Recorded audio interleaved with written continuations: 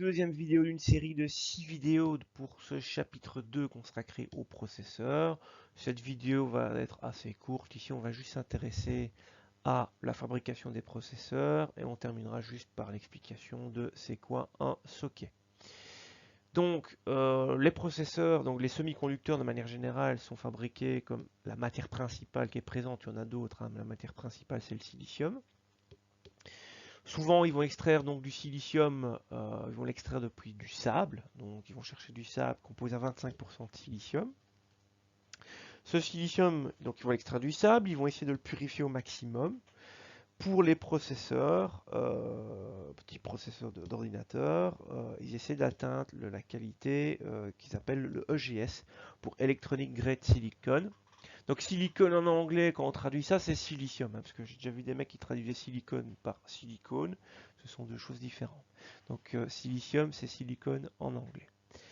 Et donc ce silicium de qualité EGS, il faut qu'il y ait maximum 10 exposants moins 10% d'impureté. Donc ça fait quand même pas beaucoup d'atomes d'impureté. Donc ce silicium de qualité EGS, ils vont le liquéfier et ça nécessite de le chauffer à plus ou moins 1700 degrés et ils vont le refroidir pour former un cristal, donc un gros cristal, un gros lingot de silicium pur. Le diamètre de ce truc c'est plus ou moins 30 cm et ça pèse environ 100 kg. De ce gros lingot, ils vont le découper en rondelles, comme un gros saucisson. Et ces rondelles, on va les appeler des wafers. Et donc, un wafer fait plus ou moins 30 cm de diamètre. Puis, mécaniquement, ils vont polir ce wafer donc, pour donner un effet miroir. Appliquer un traitement photorésistant. Et ils vont ensuite bombarder d'UV. Il y a plusieurs techniques, hein, mais par exemple d'UV. Avec un genre de masque et une lentille afin de. Donc ils ont ici dans le haut un genre de masque, un genre de pochoir, et la lentille va pouvoir concentrer les rayons parce que il est un petit peu compliqué de faire un pochoir suffisamment de taille équivalente à ce qu'on veut créer comme circuit. Donc le pochoir est plus grand que ce qu'on veut graver. Et donc cette lentille va réduire un petit peu, va concentrer les rayons. Et il y aura donc des zones qui auront été soumises aux UV et d'autres non. Et donc les zones qui auront été exposées aux UV vont devenir solubles. Et avec des traitements chimiques, on va du coup retirer des pellicules de matière de zones qui ont été exposées aux UV. Ensuite, on va répéter plusieurs opérations. Donc là, je ne vais pas faire tout dans le détail parce que ça va être un peu long. Donc on va ioniser les matériaux, on va opérer des dépôts de métaux, rajouter un peu de semi-conducteurs. Il y aura des phases d'oxydation, des phases de gravure. Il y aura aussi des phases où on va repasser dans des bains chimiques.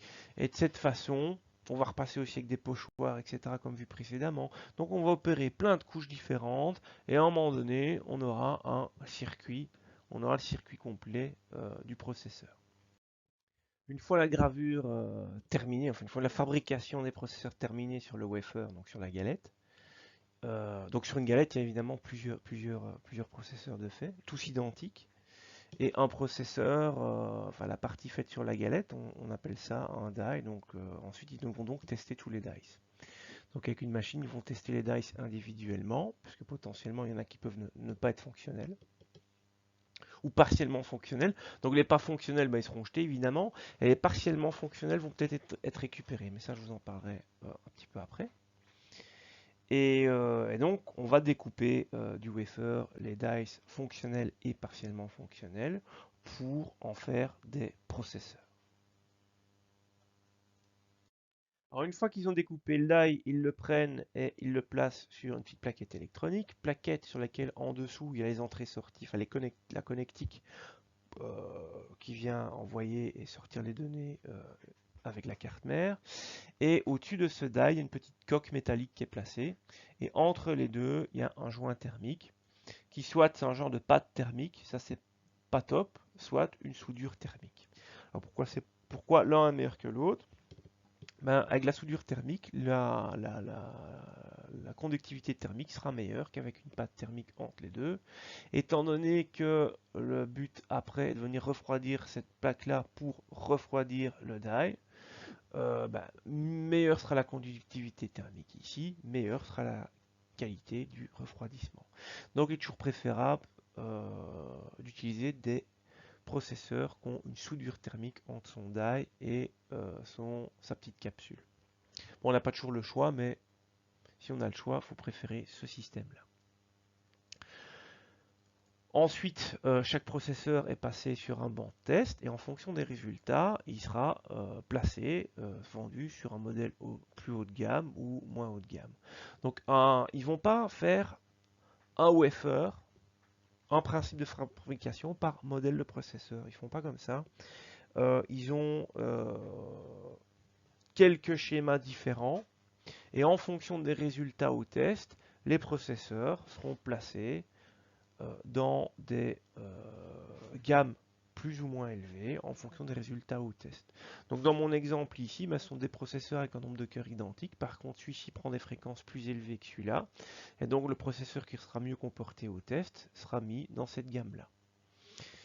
Voilà, maintenant ça arrive aussi des fois que c'est carrément des cœurs qui sont désactivés. Donc ça arrive que, par exemple, en AMD chez les Threadripper, il y avait ça. Vous achetiez un processeur 8 cœurs, mais en fait, dans la pratique, physiquement, vous en aviez 32, mais il n'y en a que 8 actifs. Soit parce qu'il y en a un paquet de cœurs qui sont pas fonctionnels, il y a des problèmes d'impureté, soit parce que pour eux, ça coûte moins cher de fabriquer que des processeurs 32 cœurs, et en fonction du marché, d'activer, en fonction de la demande, d'activer ou pas les cœurs, et de vendre moins cher les processeurs qui ont des cœurs désactivés. Voilà, c'est du business, c'est comme ça que ça fonctionne. Maintenant, bon, faut pas se leurrer, vous n'allez pas pouvoir les réactiver avec 3 lignes de code ou même avec votre fer à souder. C'est comme ça, c'est bloqué. Donc s'ils ont désactivé Weaker, bah, les Weaker, ils restent désactivés ad vitam. Voilà. Donc si vous en vouliez 8 de plus, bah, il fallait payer plus. Donc, quand on parle de fabrication de processeurs, on parle également du coup de finesse de gravure. C'est la précision avec laquelle ils arrivent à graver les transistors dans le silicium. Donc plus on arrive à faire ça finement, donc plus la finesse est élevée, plus les transistors seront petits. Et donc dans la doc technique, plus la finesse est élevée, plus la valeur indiquée dans la doc technique est petite. Car on parle de nanomètres. Voilà, nanomètres. Oui, ça c'est un N et un M. Donc, typiquement, les processeurs actuels, bah, ça dépend chez qui, mais ça va de 14 à 7 nanomètres. La finesse de gravure. 7 nanomètres étant un processeur avec des transistors plus petits qu'un processeur à 14 nanomètres. Et donc, plus on arrive à faire les transistors finement, bah, moins ils consomment. Et moins ils consomment, moins ils chauffent. Du coup, un transistor qui chauffe moins, bah, on va pouvoir monter sa fréquence. Du coup, il chauffera comme avant, mais il sera à fréquence plus élevée. Voilà. Ça, c'est une possibilité. Ça permet de faire ça. Je ne dis pas qu'on augmente systématiquement la fréquence, je dis que un transistor plus petit, on pourra augmenter sa fréquence par rapport à son copain plus grand, étant donné qu'il chauffe moins, à fréquence identique. Alors, il y a un autre effet aussi de transistors plus petits. Bah, s'ils sont plus petits, ils prennent moins de place. On va dire ça, c'est le scoop, mais c'est surtout qu'ils prennent moins de place. Et donc, un même processeur fabriqué avec une finesse plus élevée, donc des transistors plus petits, bah, il occupe moins de place. Du coup, je peux en fabriquer plus sur une galette, sur un wafer, ce qui réduit donc les coûts. Ça, c'est intéressant. Donc, des processeurs de taille plus petits coûtent moins cher à fabriquer. C'est logique. Alors c'est pas pour ça que quand ils améliorent la finesse de gravure, ils fabriquent pas forcément des processeurs plus petits. Ce qu'ils font souvent, c'est que du coup ils augmentent les fonctionnalités. Donc ils font une nouvelle gamme de processeurs, ils rajoutent des cœurs, parce que les cœurs s'occupent de la place. Mais du coup en rajoutant des cœurs, ils rajoutent des transistors. En augmentant le nombre de transistors, bah, ça augmente le réchauffement. Du coup, bah, comme ça chauffe trop vu qu'ils ont augmenté les transistors, bah, la fréquence qu'ils avaient essayé de booster avant, bah, ils peuvent la diminuer. Voilà. Donc c'est le serpent qui se mord la queue. Plus je grave finement, bah, plus je peux monter la fréquence et plus je peux mettre des trucs dans le processeur. Mais si je mets des trucs dans le processeur, je dois diminuer la fréquence. C'est pour ça que ça fait très longtemps qu'on est à de l'ordre de 4 GHz. 5 maintenant pour les processeurs les plus puissants. Mais voilà, il est peu probable que demain vous ayez des processeurs à 7 GHz.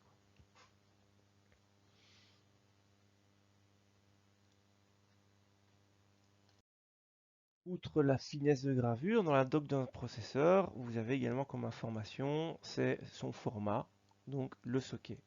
Donc c'est le format physique, c'est le socle, ça porte un nom, et il y a différentes tailles, si vous voulez, de processeurs, avec la connectique qui est, qui- qui est liée à ce socket. Alors évidemment, vous ne pouvez pas prendre un processeur de portable et le taper dans un PC fixe ni dans un serveur. Les constructeurs fabricants qui sont Intel et AMD, ils ont vraiment trois grandes catégories de processeurs. Les processeurs pour portable, les processeurs pour PC et les processeurs pour serveur. Et au sein de ces familles, ils arrivent encore à faire des sockets différents. Et donc, ce qui signifie qu'un processeur, par exemple, socket 1200, n'est physiquement pas la même taille qu'un processeur socket 2066, et que donc je ne pourrais pas mettre mon processeur 1200 sur une carte mère faite pour les processeurs 2066. Donc il faut que le socket de la carte mère et le socket du processeur soient compatibles, et donc soient les mêmes.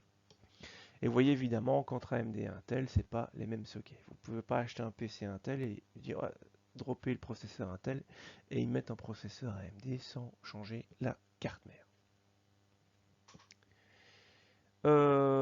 Alors, ensuite, donc ça c'est ce que je viens de raconter. Maintenant, attention que si vous avez une carte mère socket X et un processeur socket X, c'est pas pour autant que les deux sont compatibles. Il arrive des fois, c'est pas systématique, mais il arrive des fois que des générations différentes de processeurs utilisent un même socket physique, mais ne sont pas compatibles électriquement entre eux. Ça arrive. Pas systématiquement, mais ça arrive. Donc il faut toujours quand même regarder dans la dock de la carte mère si elle est compatible avec votre processeur que vous voulez mettre dessus. Ah, si c'est pas le même socket, c'est clair que ça ne l'est pas, mais si c'est le même, il faut quand même checker.